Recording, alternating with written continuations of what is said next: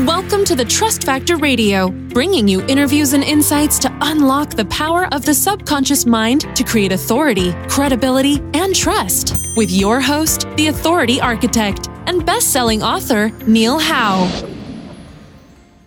Hello and welcome to the show. This is your host, Neil Howe, and today my special guest is attorney Mark Smith with Smith & Associates PC in Aurora, Colorado.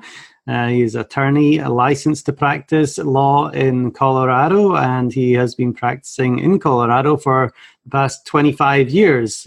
He focuses mainly on divorce and custody cases, including domestic violence, and he is also a parent with a 7-year-old son. Mark Smith, welcome to the show.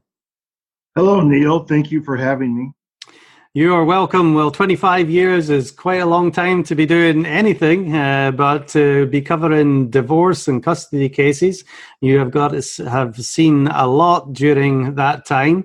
Give us a little bit of your background and tell us how you got into this industry. Well, I was working in another industry as a paralegal and wanted to explore that side of things and that aspect. So I elected to go to law school at night, actually, and then stepped into practicing domestic while I was still a student in law school. I was handling divorce cases and restraining order cases, now called protection order cases. But I developed a taste for this area of the industry and liked it, responded well to it, and just started doing it. I've been doing it for 25 years since. Well, excellent. Congratulations on that. And is that 25 years with your own company? Yes. I worked initially with a few other lawyers, and I have also sort of been working in close quarters and closely with another attorney for 25 years. Not in formal partnership, but we've been very close colleagues, and we've always been in the same office. So I have sort of a group of attorneys around me as well that I've also worked with for that period of time. Well, like I said, 25 years, you've got to have seen a lot of different cases with many different problems. But if you could break it down into the basic problems of almost every case, what would you say that they were? Well, most divorces involve children, not all, obviously, but most divorces involve children and allocating their time and dividing the decision-making and deciding how two parents are going to move forward to take care of their children after their marriage is dissolved. That's generally a primary consideration in a divorce. Obviously, that includes things like parenting time. A lot of people think of that as visitation. We use the term parenting time in Colorado. Decision-making, where the children will live. In addition to that, obviously, divorces also usually deal with division of assets, division of debts, and support issues, child support and spousal support, which we call maintenance. So those are the main things. It's obviously the children are the primary concern and their well-being, but then the money obviously is a massive burden for both parties going through a divorce. Let's talk about the children first. What things do you have to consider in the case of a divorce where children are involved? Well, you typically and generally have to address where they're going to live. Whether one house or the other will be primary. In Colorado, there's a strong movement, and that's existed for probably 5 or 6 years now, towards dividing the time for the children between the two parents equally, or ensuring that both parents have adequate time with the children if it isn't equal. There's a strong recognition that children need both of their parents to be involved and that they benefit from that. So you have to sort of figure out not only where the children are going to live, but also how much time they will have with each parent. You have to decide how parents are going to make decisions for the children, specifically on major issues like schooling, medical care, and religion decisions. And then typically you also have to address the issue of how the children will be supported, how the parties are going to have to fund the cost of raising children, because obviously they're not cheap. So those are the issues that typically you have to deal with children. They're always a sticky wicket because it's very difficult to divide time. It requires, interestingly enough, a lot of people have to become better parents after they get divorced because they have to find ways to work together to co-parent, as we call it.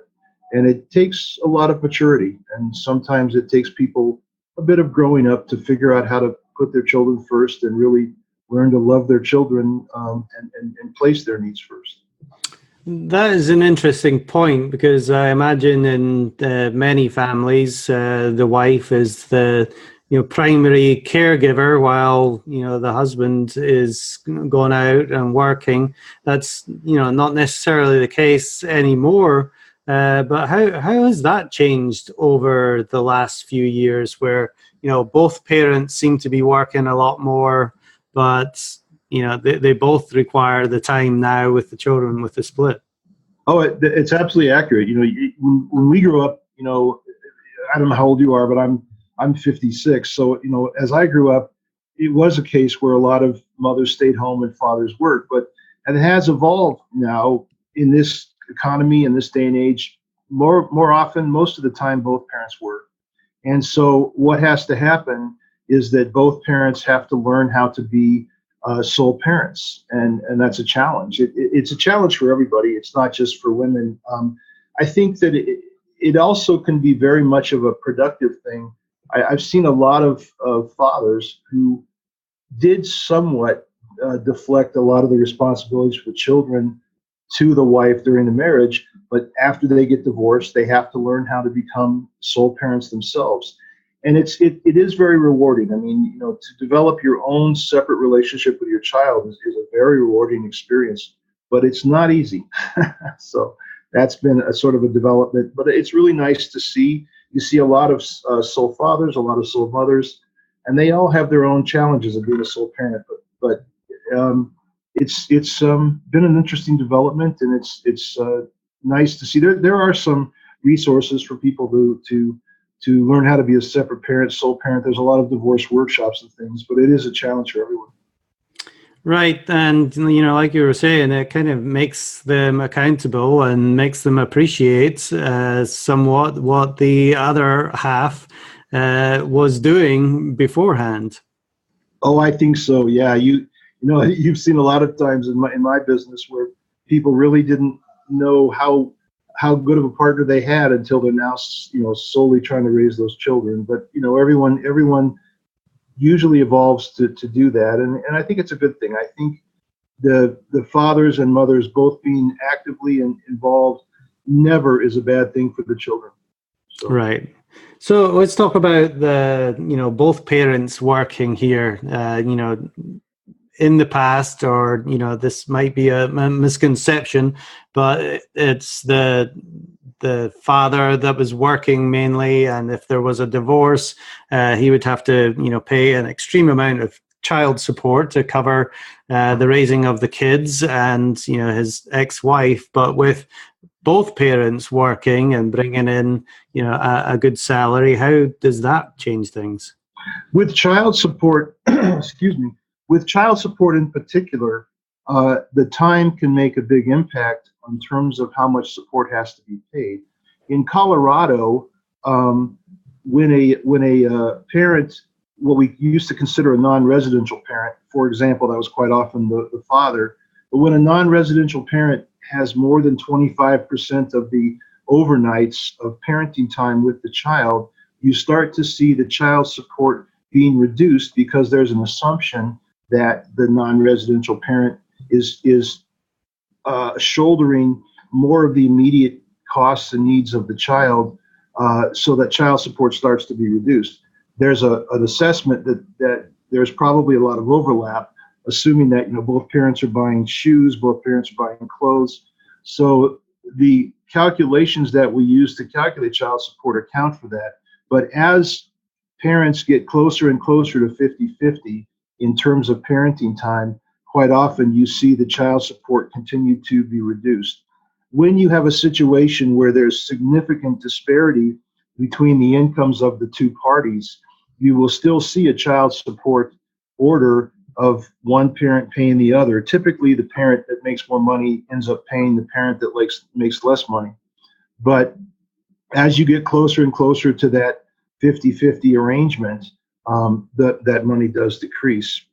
And of course, if you have two parties that make similar incomes and they have similar amounts of time with the children, that's when you get closest to parity, where no one's paying the other. Mm-hmm. And how close do these cases come to that 50-50? Is that the ideal or ultimate result for a divorce? The ideal result for the divorce really depends upon the family dynamic.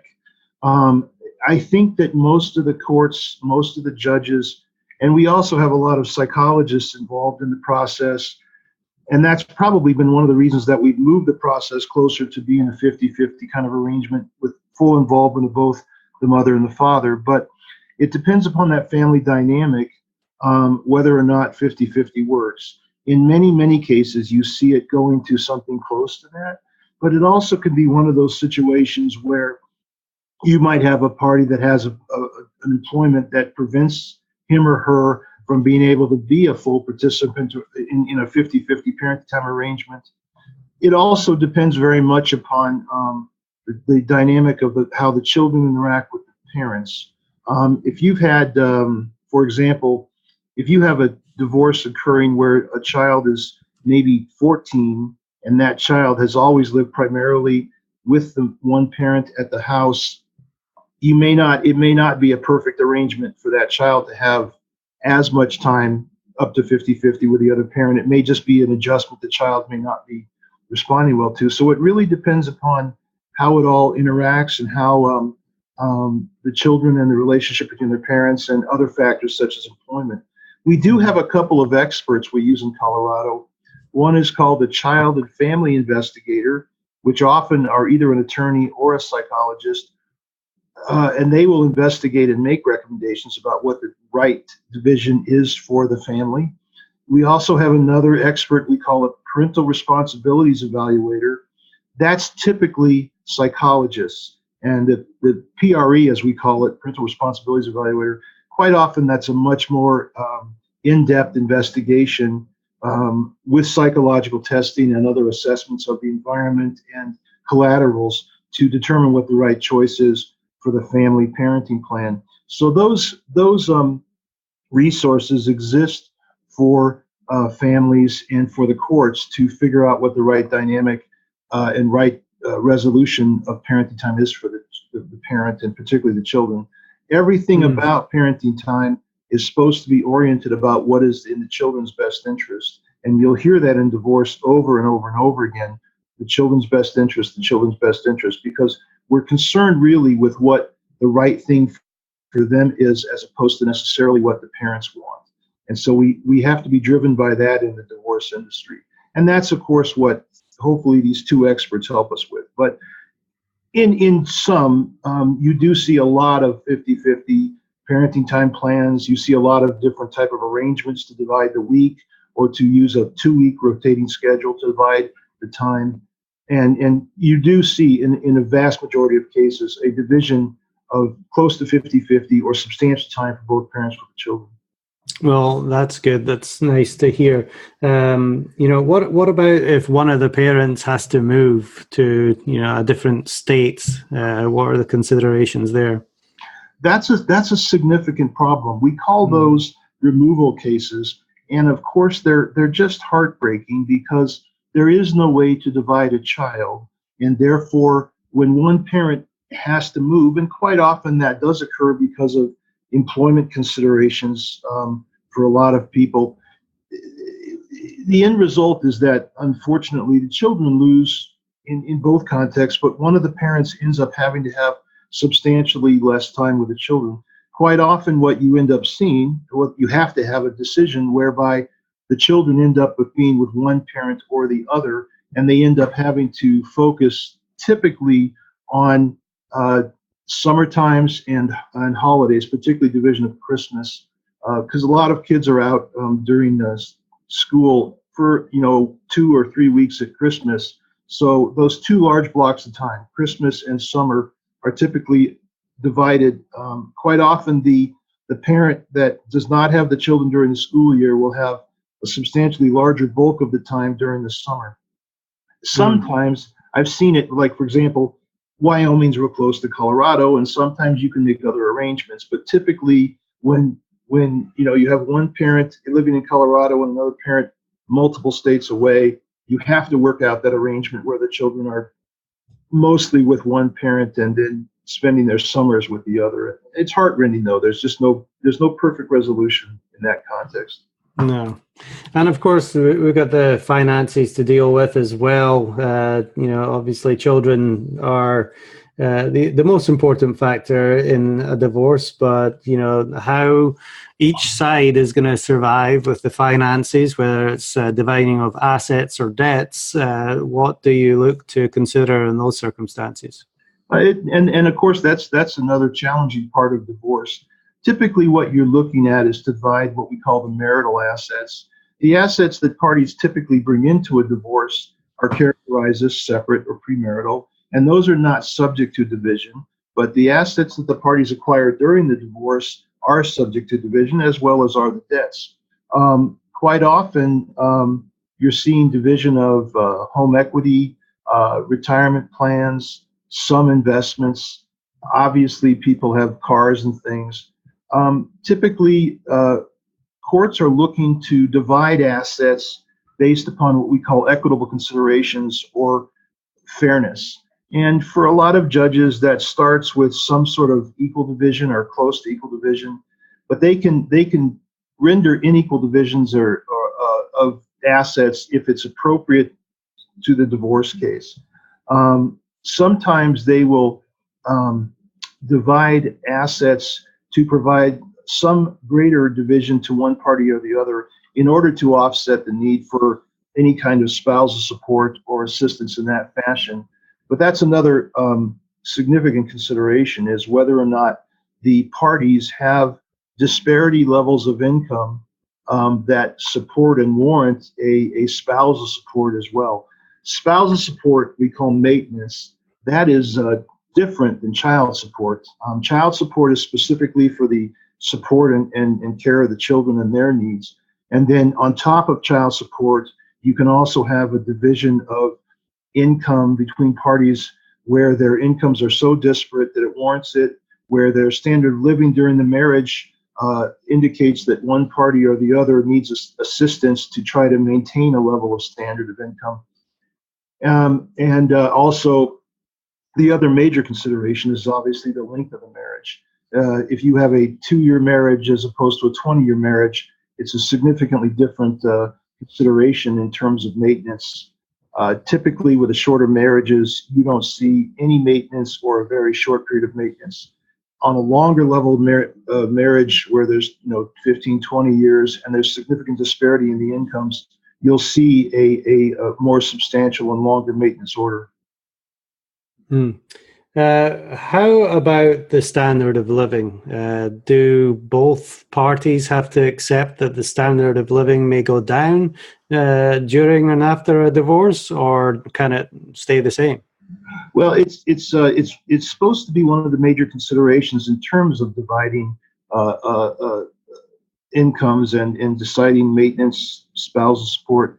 It's obviously impossible to maintain a standard of living in a lot of instances, because you suddenly have two households being supported by what was formerly one household level of income. So you can't ensure that the standard of living will be maintained, but the goal is to ensure that the standard of living is part of the consideration in dividing that, so that one party doesn't necessarily walk out of a long-term marriage with all of the income, leaving the other party in poverty. That just wouldn't be fair or equitable in any consideration. So it is a major consideration, and quite often you will have one party or the other that has a substantially greater level of income, and you'll have the other party, say the wife, for example, who has given up a career, who has given up a lot of opportunities to support the other spouse's job. So these are considerations in terms of how the courts divide income to ensure that both parties are cared for. But it is a challenging area. We do finally have some formulas in Colorado that give courts the best way to go about how to divide income and give courts a guideline to do that. But yes, you do try to maintain some similar level of standard of income living, but you can't always guarantee that.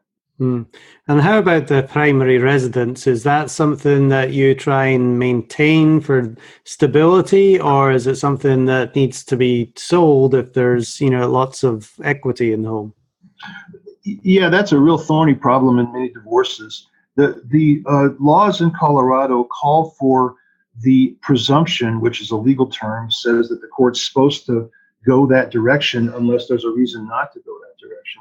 But there's a presumption that the parent who's going to be the primary residential parent of the children, if that's how it turns out, in favor of the primary residential parent having or retaining the marital residence for the benefit of the children. So there is that presumption. Quite often, especially as we go to 50-50 plans or plans where the children spend substantial time with both parties, that becomes less of an issue because the children are going to essentially reside with both parents. So often what you see is generally either one parent stays in the home and finds a way to refinance, or the home is sold.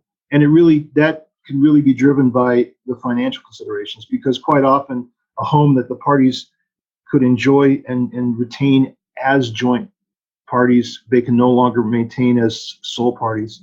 So oftentimes that's what drives the decision as much as anything. But yeah, it's a refinance arrangement for one party to pay off the other party's equitable interest, or it's a sale within a reasonable period of time after the decree is entered.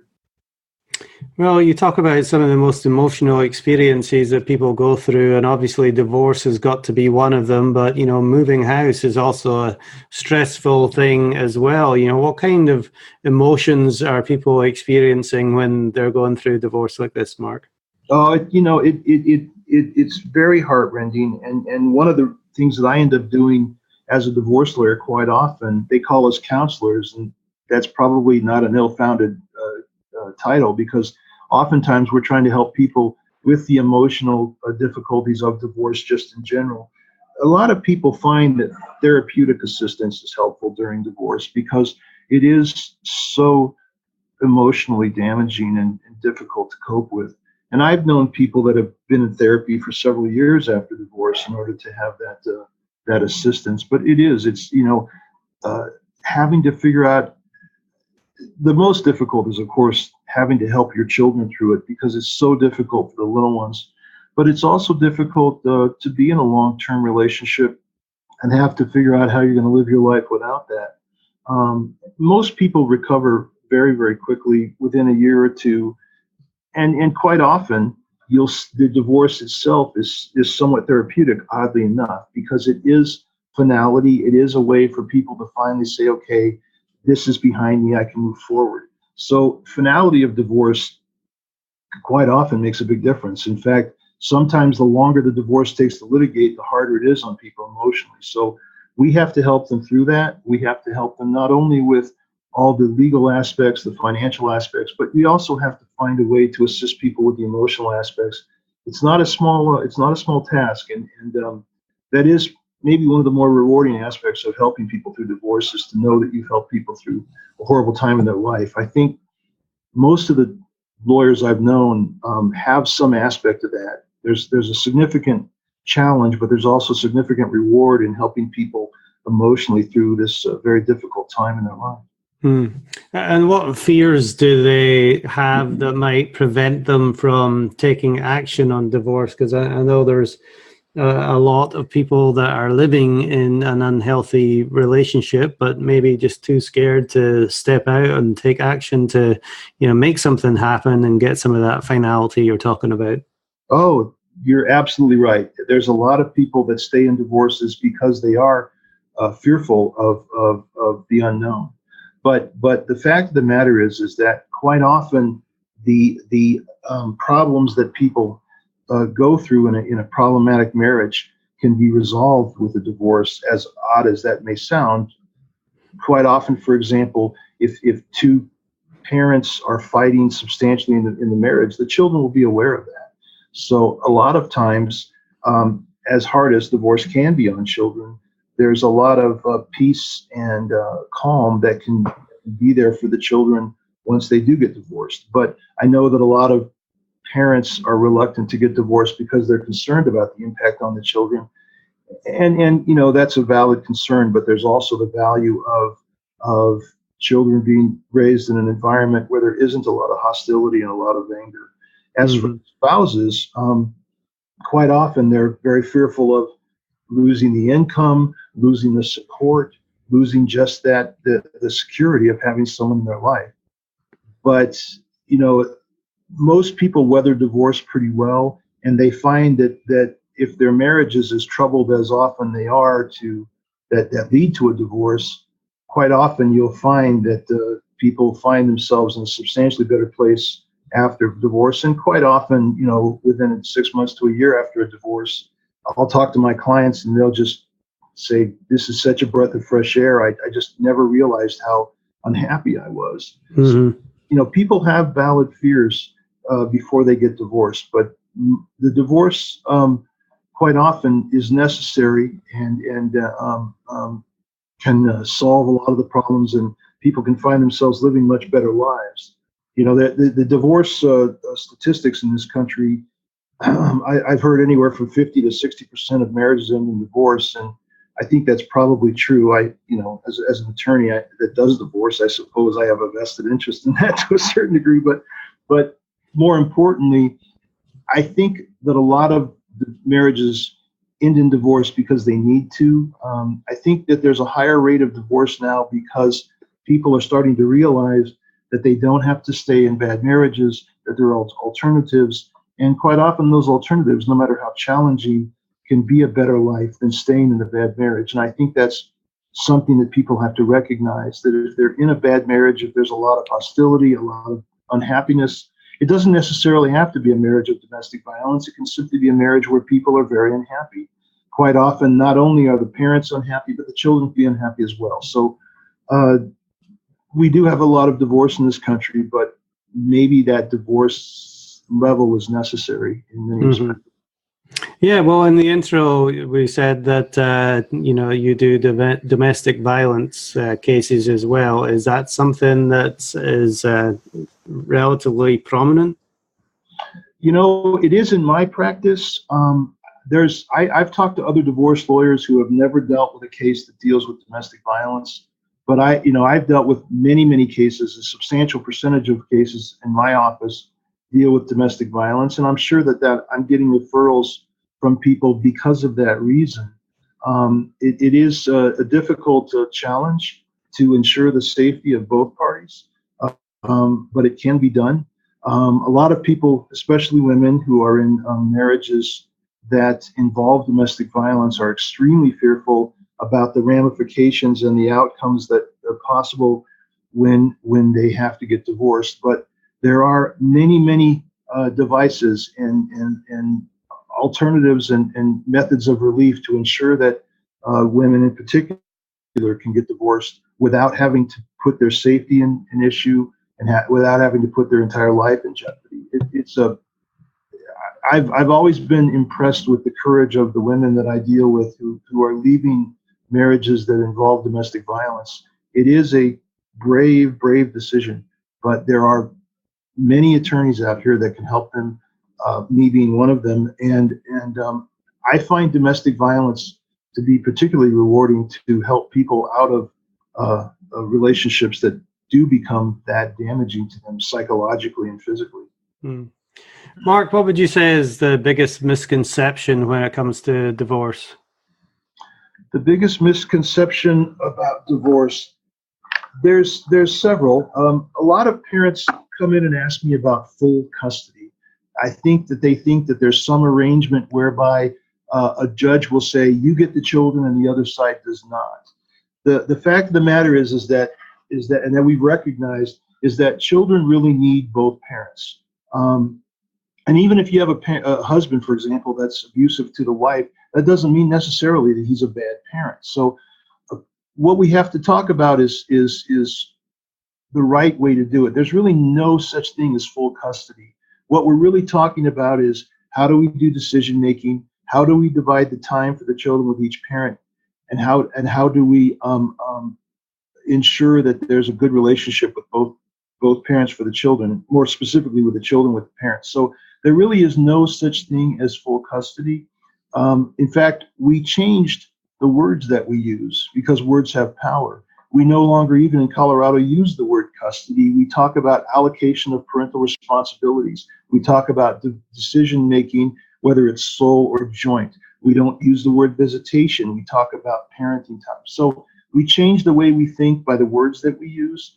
So I think the first misconception that people should get over is this concept that there's ever full custody, there's ever an arrangement where the children will never see the other parent. That's rarely the case. The other misconception that I deal with quite frequently is this idea that there's some magical age that children reach when they get to make their own decisions and they get to decide where they're going to live. They're children for a reason. We are their guardians. We are their parents. They never really get to choose. In Colorado, at 18, you can choose where you want to reside, but at that point, you're effectively an adult anyways. Up until that point, the decisions about where they live are supposed to be made between the parties and or the courts. So we never let children decide their custodial arrangements. We do start to listen to them. The two experts that I talked about previously, the CFI, Child and Family Investigator, and the Parental Responsibilities Evaluations, both consider the children's desires as part of their decision-making in terms of the environment and the arrangement, a parent-to-time arrangement that kids will have with each parent. And that's also part of the statute, that we have to consider the children's wishes if they are old enough to express those. But there's never a situation where children ever decide. So, Mark, if somebody listening to this is, in the need of a divorce attorney, what kind of questions should they be asking that attorney to make sure that they're finding the right one for them? That's a very, very good question. The best method of finding an attorney to start with is always referral. If you know someone who has had a good experience with an attorney, that's always the best choice. It's tougher to find someone, cold calling or finding attorneys. I think the other thing that you have to do is that you have to interview attorneys to determine whether or not it's a good fit. It's a very intimate arrangement between client and counsel, and I think that there has to be a substantial level of rapport between the client and the counsel. And I think that you can find that, but I think that in some respects you have to interview a few attorneys. You interview 2 or 3 and you can start to narrow down what is a good relationship.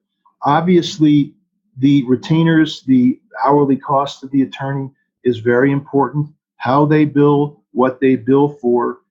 It's also important to know how an attorney responds to the specific issues in your case.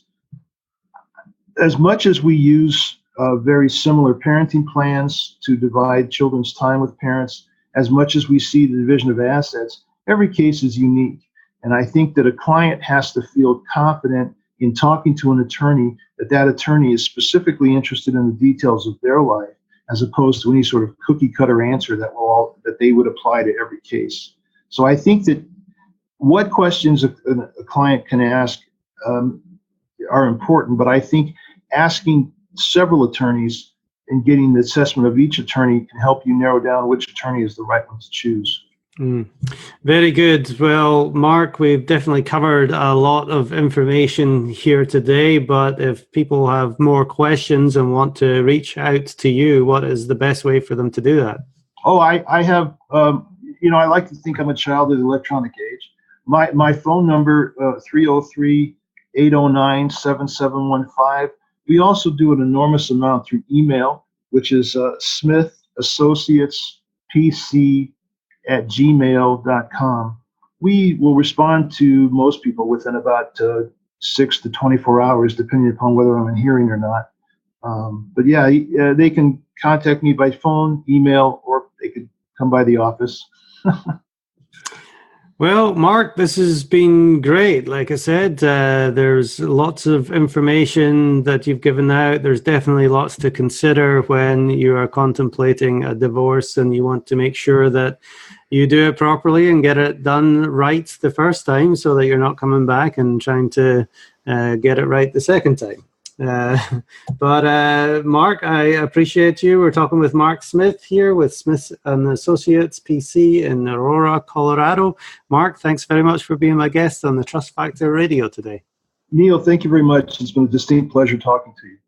And to our listening audience, if you like what you hear, hit that like button and share, and we'll see you next time on the show. You've been listening to the Trust Factor Radio with Neil Howe. To learn about the resources mentioned in the show and to listen to past episodes, go to thetrustfactorradio.com. To get a copy of the book, The Trust Factor, go to thetrustfactorbook.com. If you are ready to act now and build your authority, credibility, and trust, schedule a consultation with Neil at theauthorityarchitect.com.